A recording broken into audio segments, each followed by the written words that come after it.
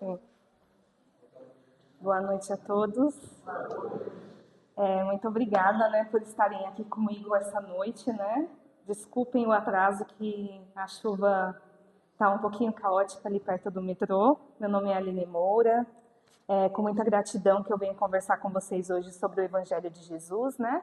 E hoje eu trouxe essa parábola que é uma das minhas preferidas, né? Eu faço desde antes da pandemia, porque ela tem um significado muito profundo para todos nós, né?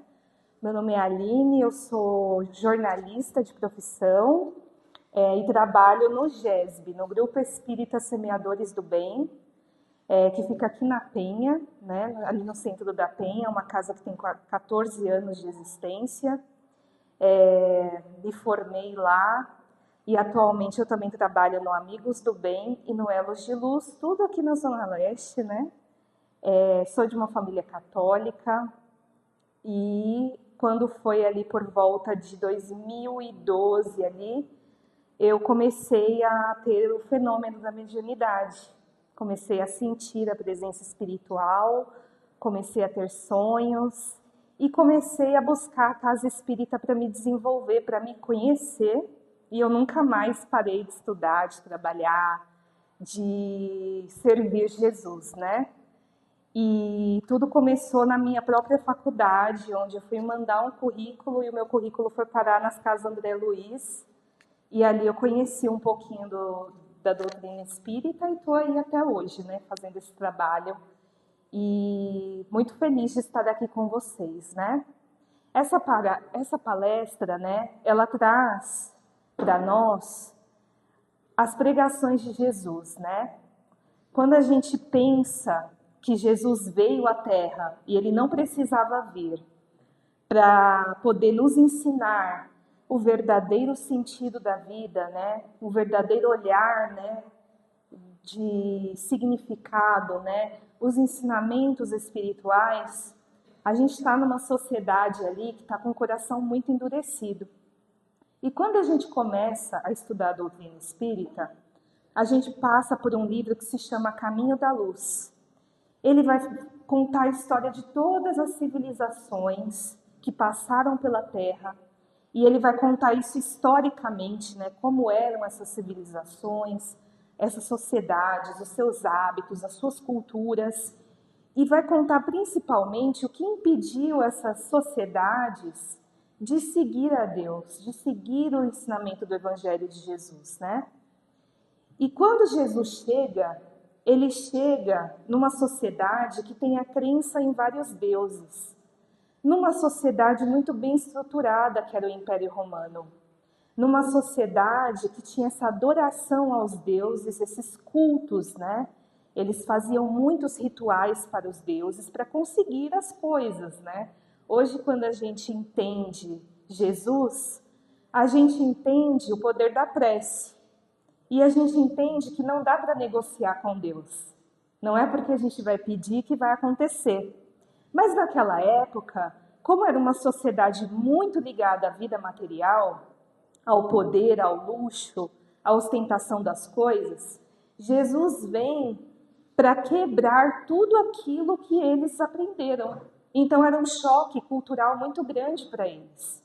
Porque Jesus vem falar de amor, da simplicidade, do perdão, do amor ao próximo, da reconciliação com os inimigos. E eles não tinham nenhuma daquelas práticas. Então, Jesus começa a trazer as parábolas para poder entrar no coração daquelas pessoas. E o que é uma parábola? Uma parábola é uma história que tem um sentido moral. Quando a gente escuta a parábola, Jesus sempre deixava algo ali, algum ensinamento que a gente ia ficar pensando depois. Ela é uma história, né? E ela tem um significado moral e ela tem uma outra característica que é a atualidade. Desde a época que Jesus contou as parábolas até hoje, elas são atuais. Elas têm um ensinamento, elas têm um significado. E Jesus, ele era um ser muito inteligente.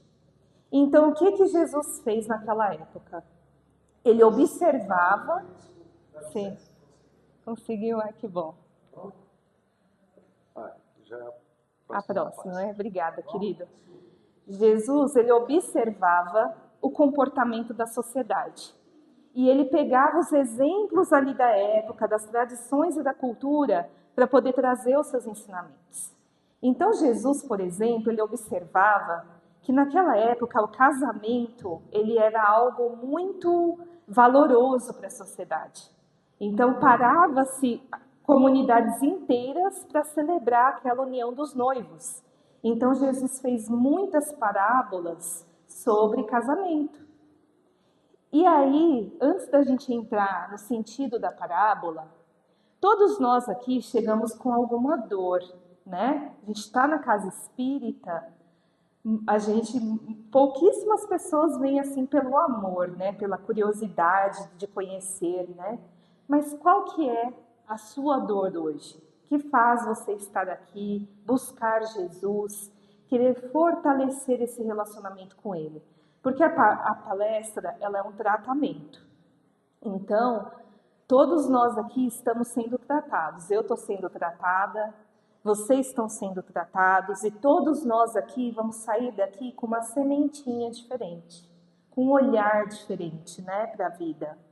E essa dor, ela pode ser uma dor física, mas sempre causada por algo emocional. Por quê? Porque nós não sabemos lidar com as nossas emoções. E esse não saber não faz com que nós deixemos de senti-las. E essas emoções não bem administradas, elas vão causando doenças. Eu vou dar um exemplo para vocês. Essa semana foi muito estressante para mim. Então a minha coluna está doendo. E às vezes a gente associa assim, mas teve uma mudança de tempo, né, Aline? Mas a mudança de tempo seria capaz de me causar uma doença? Uma inflamação na coluna? Acredito que não, né? Então, a gente precisa entender as nossas emoções, dar nome para elas, para que a gente saiba o que a gente está sentindo. E muitos de nós temos o hábito de ignorar aquela emoção. Eu não quero pensar nisso. Eu não quero falar sobre isso. Eu não quero vivenciar isso. Mas é justamente nesse ignorar que ela começa a ficar aqui no nosso corpo. Ela vai tomando as nossas células, vai tomando a força, a energia dos nossos órgãos e vai se tornando uma doença que a gente não tinha. Por exemplo, uma dor de cabeça, uma gastrite, né? Uma dor de coluna, trava a coluna, mas não aconteceu nada e a minha coluna travou, né? Então, por isso, as dores, elas podem ser físicas, elas podem ser da alma, mas sempre ocasionadas por uma emoção. E aqui uma pergunta do meu mentor espiritual, né? O que você pode fazer para sair dessa dor? Porque muitos de nós podemos ignorá-la, mas ela vai continuar aqui, certo? Ou a gente pode escolher falar sobre ela com um psicólogo. Na casa espírita tem entrevistas também que a gente pode passar para poder chegar a tratamentos espirituais, né, que é o atendimento fraterno. E a gente pode, através dessas conversas, liberar essas emoções e essa energia. Porque falar cura. E eu estou falando isso para todos aqui, mas os homens têm muito mais dificuldade de falar. Porque os homens foram ensinados que expor os sentimentos é fraqueza. E não é, gente. Expor os sentimentos é cura, é libertação. Então, só para a gente começar refletindo, a gente vai começar falando sobre essa parábola do administrador infiel, ou parábola do mordomo infiel, ou parábola do administrador injusto, que está lá em Lucas, capítulo 16, versículo do 1 ao 13. O que significa tudo isso? Naquela época, existe uma profissão que é uma das profissões mais antigas do mundo, que é a contabilidade. Alguém aqui conhece um contador? Todo mundo, né? Inclusive, essa época que a gente tem que declarar o imposto de renda, a gente vai buscá-lo, né? Mas naquela época, os grandes senhores, né, os donos de terra, eles tinham essa pessoa dentro da casa deles, como se fosse um mordomo, um governante da casa, que ele era responsável por administrar as contas, que é uma coisa que muitos de nós fazemos aqui hoje também, né? Chegou o salário, vamos administrar as contas, né? Então, por isso que se chama mordomo, né? É um administrador, um contador, só que olha só, ele foi acusado de ser corrupto, injusto, infiel. E naquela época, o dicionário tinha pouquíssimas palavras, a língua da época, né? Então, uma palavra poderia ter vários significados. Por isso que está escrito infiel, injusto, tá? Como eu estava contando para vocês, parábola vem do latim parabole, que significa comparação. Então, Jesus ele pega um fato da época e ele vai comparar com aquilo que ele vai ensinar para nós. E ele vai narrar uma história que ele vai trazer elementos ali da vida daquela sociedade e vai fazer isso de forma curta para trazer um ensinamento moral ou espiritual. E a parábola era uma forma também de Jesus fazer com que aquelas pessoas que estavam ouvindo memorizassem aquela história e contassem. E foi assim que Jesus foi ficando o quê? Famoso. Então, teve um determinado momento ali que Jesus chegava na cidade, todo mundo já estava esperando Jesus chegar, porque todo mundo já sabia da existência dele, já sabia quem era Jesus. Já sabia que ele era um mestre nazareno, né? O que significava mestre na época? Professor.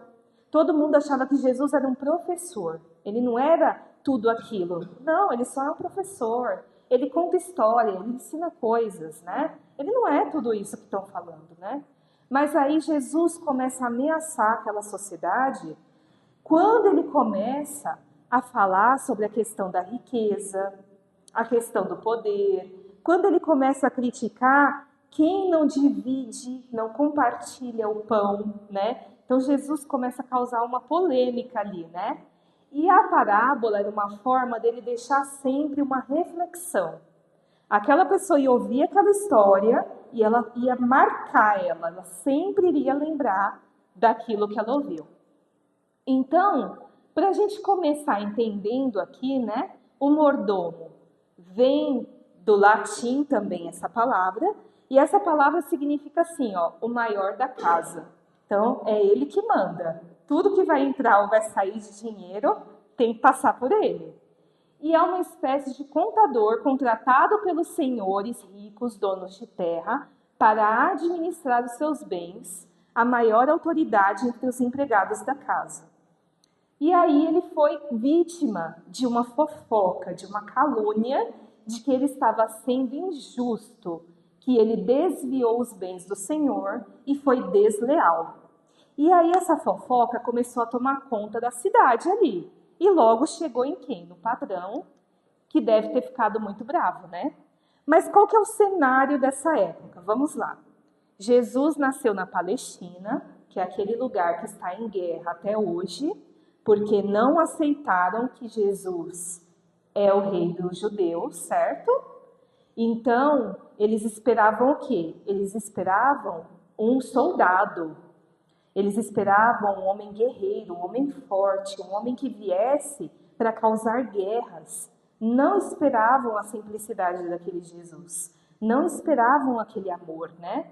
Embora as profecias, né, os textos trazidos pelos profetas que foram vindo antes de Jesus falavam sobre Jesus, ainda assim eles não acreditaram quando Jesus chegou.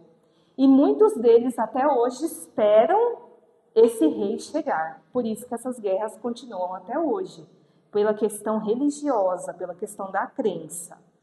Então estamos na Palestina e Jesus falava para a gente muito simples.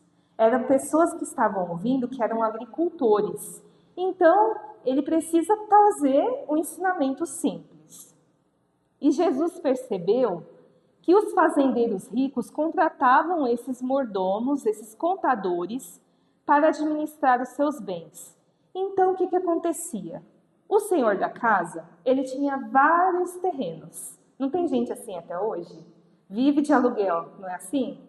Naquela época também tinham pessoas assim. Então tinham várias propriedades de terra. E esse administrador, ele era responsável por alugar esses pedaços de terra e fazer com que esses pequenos agricultores plantassem e pagassem para o senhor dele. Então, ele tinha ali o próprio caderno da contabilidade.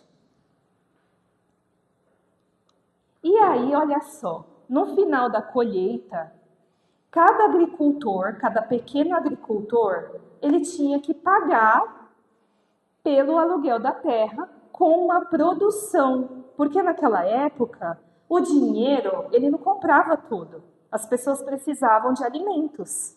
Então, esses pequenos agricultores, eles pagavam com grãos, né, com azeite, né? Olha lá, 100 barris de trigo ou 100 barris de azeite era o pagamento da época.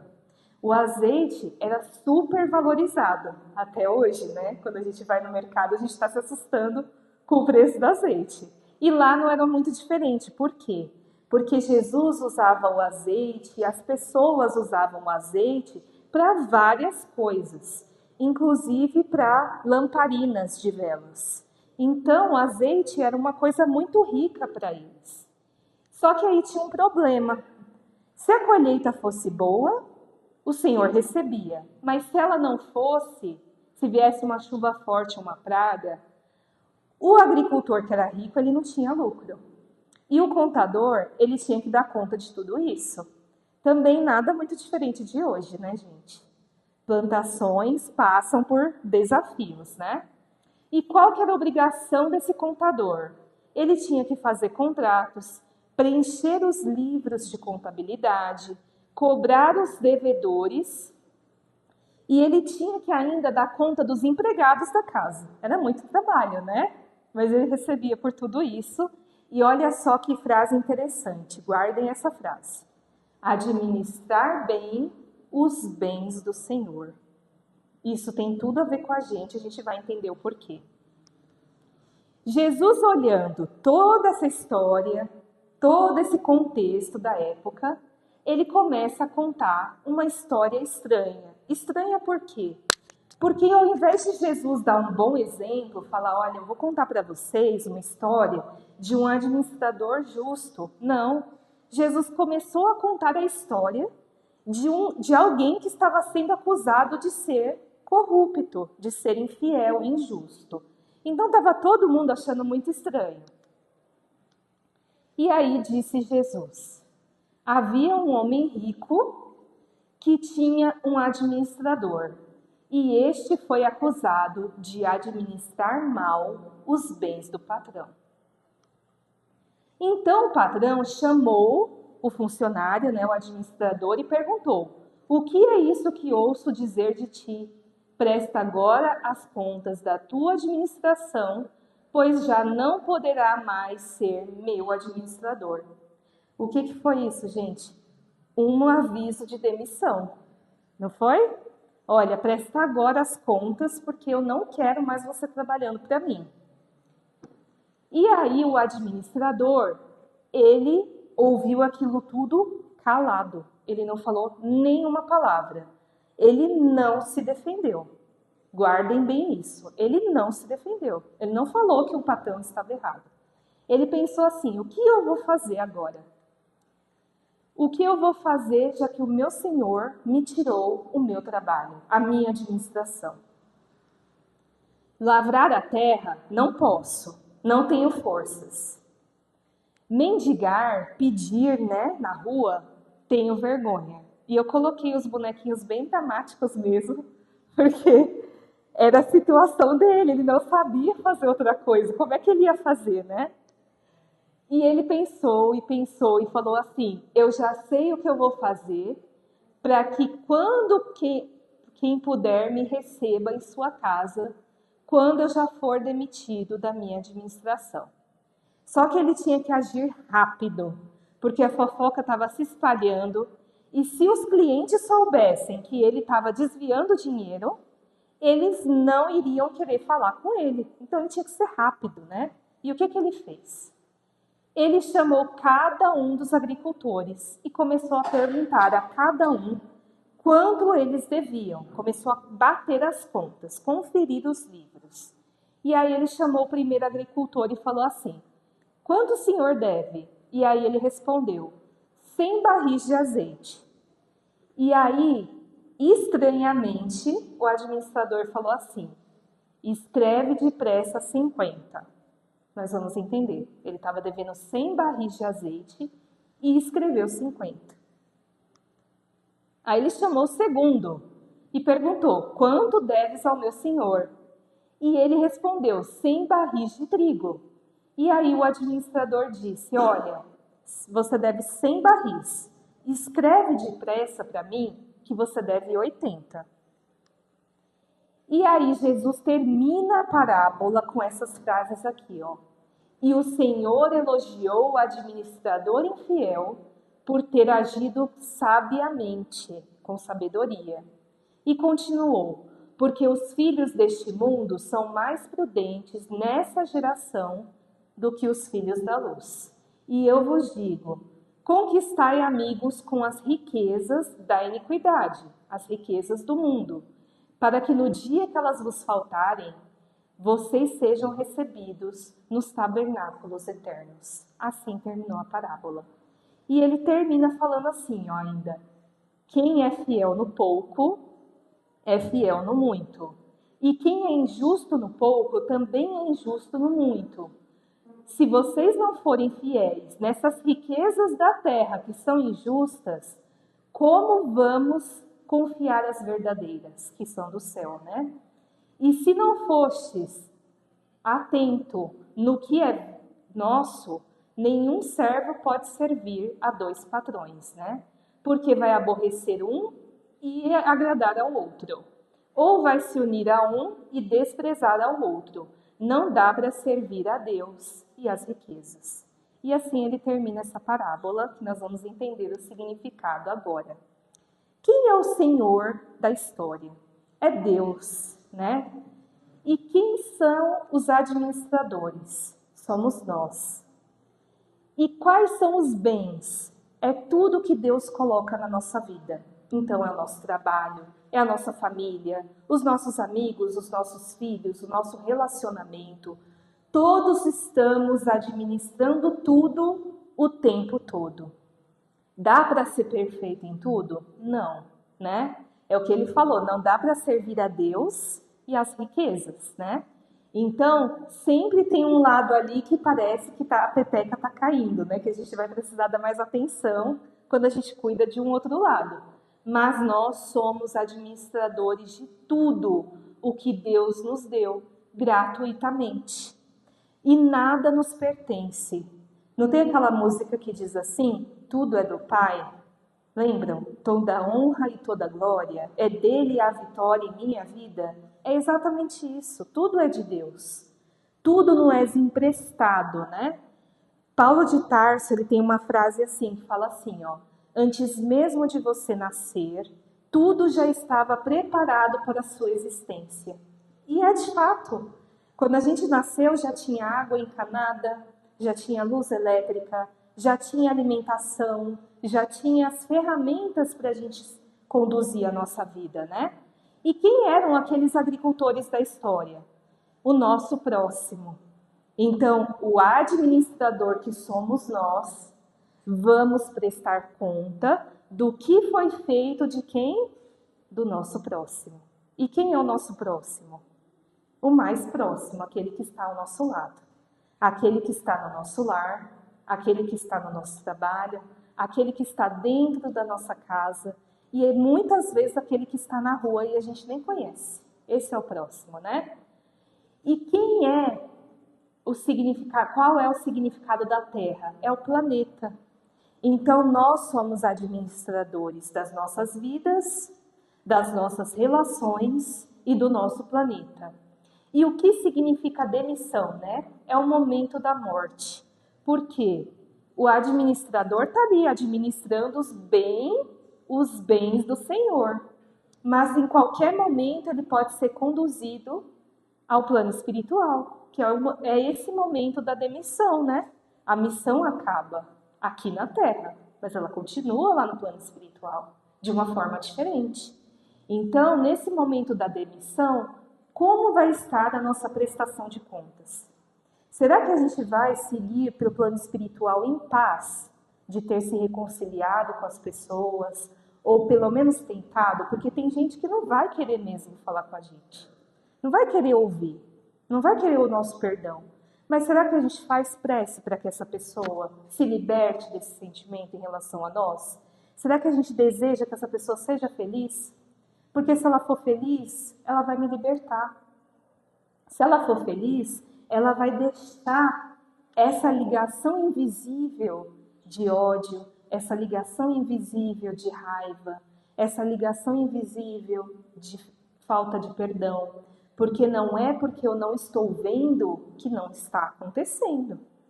Então, será que nós vamos partir com a nossa mente tranquila de que nós fizemos o nosso melhor?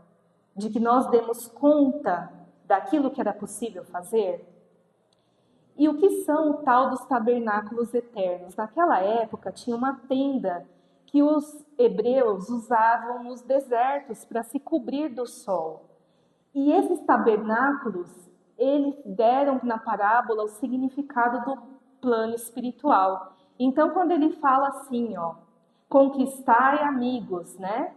Com as riquezas da terra que são injustas. Porque todo o dinheiro que nós temos hoje, ele foi passado de geração em geração. E nós que estamos aqui no planeta Terra, nós já reencarnamos muitas vezes. No livro Fonte Viva do Emmanuel, tem uma lição que fala que nós temos ossos nossos em todas as partes do planeta, que nós já vivemos nesse planeta muitas vezes. E agora nós estamos no Brasil, que foi escolhido por Jesus como a pátria do Evangelho, que é o país mais espírita, mais católico, mais evangélico, mais religioso do mundo. Então Jesus nos escolheu para nascer aqui a dedo, para que finalmente a gente possa pegar esse evangelho e colocar em ação. Porque as raízes estão aqui no nosso país. A ancestralidade está aqui, né? O nosso passado nos cobra, né? Que a gente finalmente entre em ação, né? Então ele fala, conquistai amigo com essas riquezas que são injustas, que vieram a custo de guerras, de traições, de questões de violência, né? Porque essas riquezas, elas precisam ser divididas. Não é nosso, né? É da terra, vai ficar aqui. Então, conquistai amigos, multiplicai essas riquezas injustas, para que quando vocês não tenham elas, quando vocês estiverem partindo da terra, vocês sejam recebidos no plano espiritual. Né? Por essa caridade, por esse amor em ação.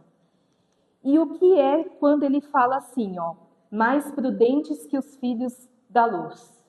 Ele fala o seguinte, que a geração que está na Terra, as nossas gerações, né? Nós temos a geração aí que veio desde 1950, né? E vai até 1980.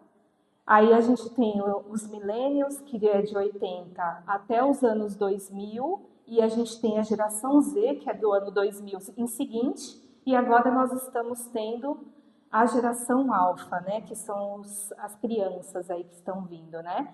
Então nós temos 4 gerações na Terra. E ele fala que essas 4 gerações, uma tem mais sabedoria do que a outra.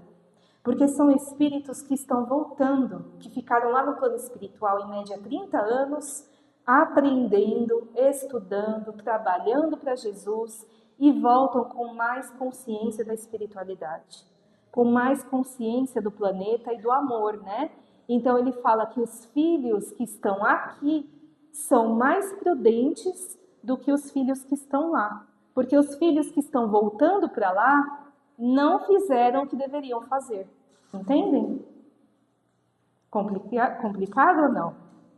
Quem está aqui é mais prudente, né? Consegue fazer algo melhor do que quem está partindo, porque não tinha o conhecimento, né, para fazer. E ele fala de conquistar amigos, né? A fim de quando a gente precisar de ajuda, a gente receba, né? Quanto mais a gente doa, mais a gente recebe, né? Outra música aqui. É doando que se recebe. Não tem outra forma. Se a gente quer amor, a gente tem que doar amor.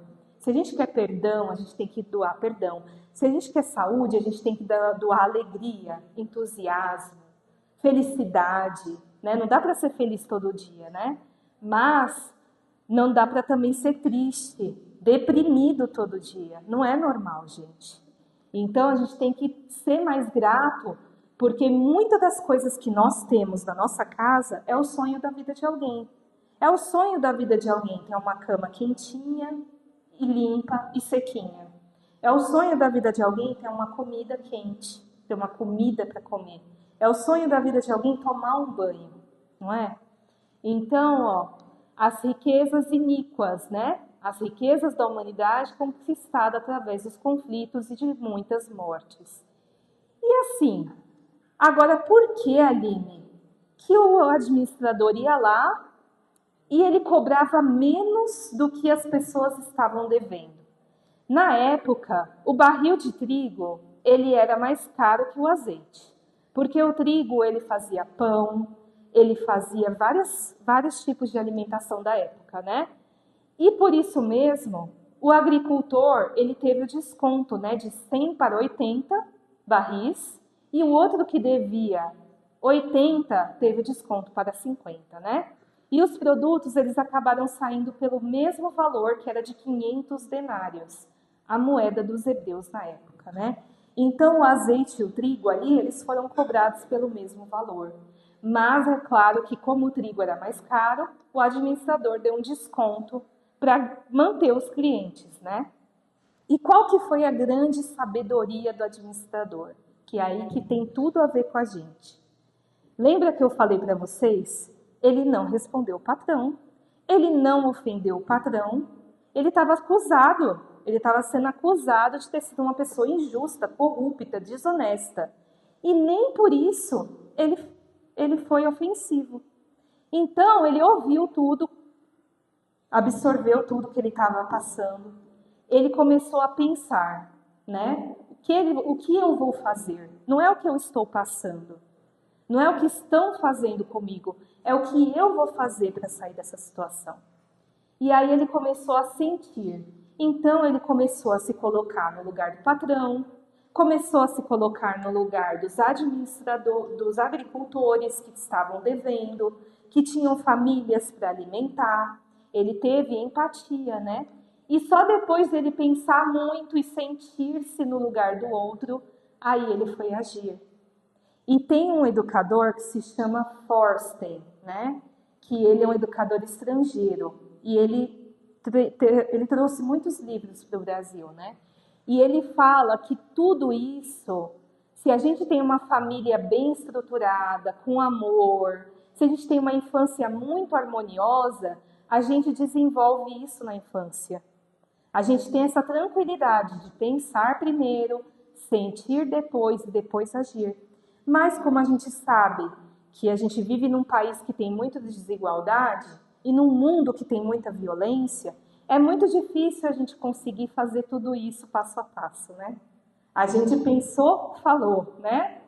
Pensou, já saiu fazendo. E a gente às vezes não mede as consequências. E é aí que a gente ocasiona grandes problemas. Então a sabedoria dele foi apreciar o silêncio. Né? Ele, diante da acusação do Senhor, ele não teve o impulso de ir para uma discussão. Mas também ele não esperou a solução cair do céu. Ele foi em busca de um bem para todos. Não era para ele, né? Era para todo mundo, né? Todo mundo ficou feliz. Por quê? Porque o patrão perdoou a dívida. E por que ele perdoou? Porque quando ele voltou lá com os livros contábeis, com tudo certinho das contas, os agricultores chegaram lá e falaram assim: nossa, eu nunca vi um mordomo como o teu, um administrador como o teu, que dá desconto. E aí o patrão ele ficou muito feliz, porque ele ficou com uma boa fama por causa do trabalho do contador, né? Então, não era comum na época dar desconto, mas ele acreditou 100% na misericórdia do patrão, que o patrão iria aceitar. E ele também acreditou que os agricultores iriam pagar certinho. Por isso que ele deu desconto, né? E assim ele aliviou as dívidas dos agricultores e continuou com seu cargo por mérito, por ter tido uma boa conduta. Então ele foi muito generoso com os agricultores, que eram os necessitados, que eram o próximo dele, né?